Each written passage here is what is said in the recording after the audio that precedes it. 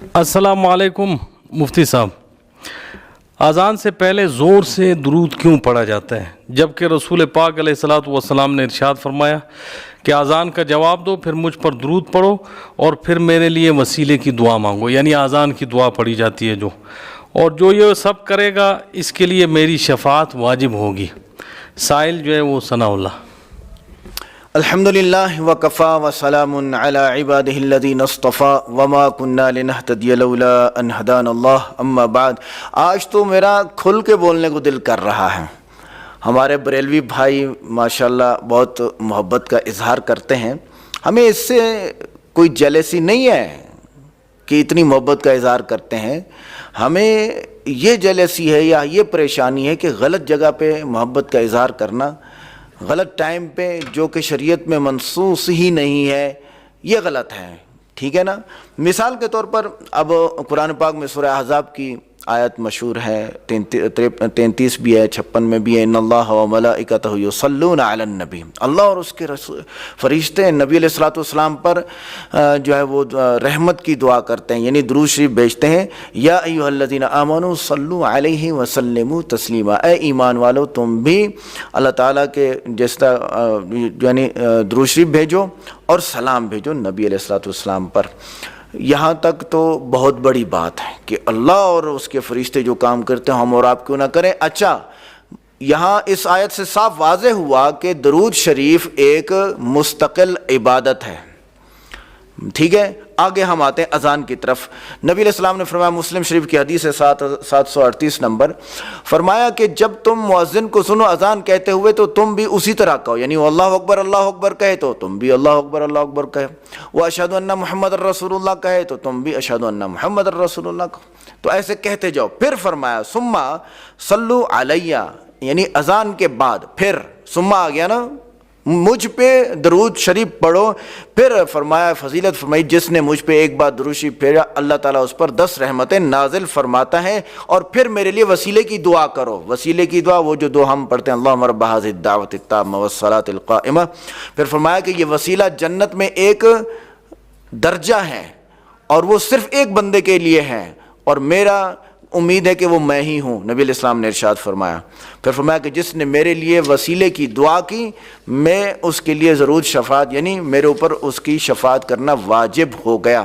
تو یہاں سے پتہ چلا کہ اذان بھی ایک مستقل عبادت ہے، درود شریف مستقل عبادت ہے جس کا طریقہ بتا دیا گیا، اذان بھی ایک مستقل عبادت ہے جس کا طریقہ بتا دیا گیا۔ اب آتے ہیں کہ کیا اس میں اضافہ کرنا۔ دیکھیں، شریعت نے جب یہ ایک چیز بتا دی کہ ایسے کرنا ہے، کیسے کرنا ہے کہ آپ نے اذان کے بعد درود شریف پڑھنا ہے، زور سے پڑھنے کا ذکر نہیں ہے۔ آپ کہیں گے جی ممانعت نہیں ہے، ہم کہیں گے جی یہ بدعت ہے، کل بدعت ضلالہ وکل ضلالۃ فی النار اے فاعلھا، ہر بدعت گمراہی ہے اور ہر گمراہ آدمی جہنم میں جائے گا۔ اور بدعت کیا ہے؟ جو دین ہے اس میں اپنی طرف سے اضافہ کرنا، ٹھیک ہے۔ دین تو یہ ہے کہ اذان اسی طرح کہتے جاؤ جس طرح مؤذن کہہ رہا ہے، اور بعد میں درود شریف پڑھو اور بعد میں میرے لیے وسیلے کی دعا کرو، جو طریقہ بتا دیا۔ اب آپ جناب نماز سے پہلے الصلاۃ والسلام علیک یا رسول اللہ، بھائی جان اذان سے پہلے، نماز نہیں اذان سے پہلے آپ اسپیکر میں کھڑے ہو کے لوگوں کو سنا رہے ہیں، کیا نبی علیہ السلام اور صحابہ میں سے کسی نے اس طرح کی دعا کی ہے؟ درود شریف وہ ہم سے زیادہ پڑھتے تھے نا، ہم سے زیادہ پڑھتے تھے، انہوں نے ایسے پڑھا ہے؟ نہیں۔ آپ آہستہ سے پڑھیں اور اذان اونچی کہیں، بدعت نہیں ہے۔ آپ اذان کے بعد آہستہ سے پڑھیں، ٹھیک ہے، کوئی مسئلہ ہی نہیں ہے۔ ہاں، اب تو بہت ساری چیزیں ضد میں کی جاتی ہیں۔ کس میں کی جاتی ہیں؟ حنفیوں سے، دیوبندیوں سے ضد آ جاتی ہے، تعصب آ جاتا ہے، اس لیے کیا جاتا ہے۔ ان کی جو دلیل ہے جو زور سے پڑھتے ہیں وہ یہ ہے کہ حضرت ام سلیم رضی اللہ تعالیٰ عنہ وہ بیان فرماتی ہیں کہ میرا جو گھر تھا وہ مسجد کے پاس سب سے اونچا گھر تھا، اور بلال رضی اللہ عنہ فجر کی اذان کے لیے وہاں انتظار کرتے تھے، اور جب فجر نظر آتی تو پھر کھڑے ہو جاتے، انگڑائی لیتے ہیں، اور اس کے بعد یہ دعا پڑھتے ہیں، اللہم انی احمدک، اے اللہ میں آپ کی تعریف کرتا ہوں، واستعینک علی قریش ان یقیموا دینک، میں قریش کے معاملے میں بھی آپ کی مدد طلب کرتا ہوں کہ وہ آپ کے دین کو قائم کریں، اور پھر فرماتی ہیں کہ ثم یؤذن، پھر وہ اذان کہتے ہیں، اور فرمایا ہے کہ کبھی انہوں نے یہ دعا نہیں چھوڑی۔ یہ جو ہے نا، یہ ابو داؤد شریف کی حدیث ہے، حدیث نمبر 519۔ ٹھیک ہے، یہ دلیل دیتے ہیں۔ دیکھیں، یہ قاعدہ ہے محدثین کا کہ کسی بھی صحابی نے کوئی کام کیا ہے نبی علیہ السلام کو دیکھے بغیر نہیں کیا۔ یہ دعا حضرت بلال رضی اللہ تعالیٰ عنہ نے نبی علیہ السلام سے سیکھی ہے، تو انہوں نے پڑھی ہے۔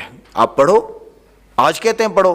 یہ تو ہم نے آپ کی کسی اذان میں بھائی جان سنا ہی نہیں ہے، اور جو چیز وہاں نہیں پڑھنی وہ آپ کیا کرتے ہیں، پڑھتے ہیں مستقل۔ ٹھیک ہے نا جی۔ اب اگلی بات یہ ہے کہ میں نے آپ نے اکٹھے پڑھا ہے اللہ کے فضل سے، مدرسہ عربیہ ریونڈ تبلیغی مرکز ریونڈ میں پڑھا ہے۔ فجر کی نماز تیسری منزل پہ پڑھتے تھے ہم۔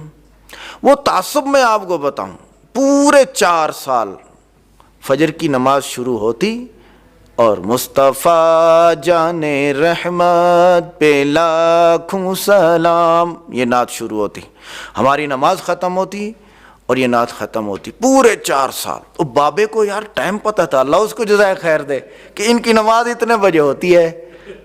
اچھا، اور وہ یہ سہانی گھڑی یہ طیبہ کا نام، تو ہمیں ساری نعت یاد ہو گئی اور ہم جو ہے سارے طلبہ گنگناتے تھے۔ آخری شعر بڑا مزیدار ہوتا تھا، الہی واسطہ ذکر رسول ہو یہ عاجزہ، کیا تھا یہ کلام عاجزانہ قبول۔ اب تو بھول گیا، بہت عرصہ ہو گیا۔ تو ہم اپنے بریلوی بھائیوں سے کہتے ہیں کہ آپ نعتیں بھی پڑھیں، آپ محبت بھی دکھائیں، لیکن دین میں اضافہ نہ کریں۔ یہ بدعت ہے، بدعت ہے، بدعت ہے۔ وما علینا الا البلاغ۔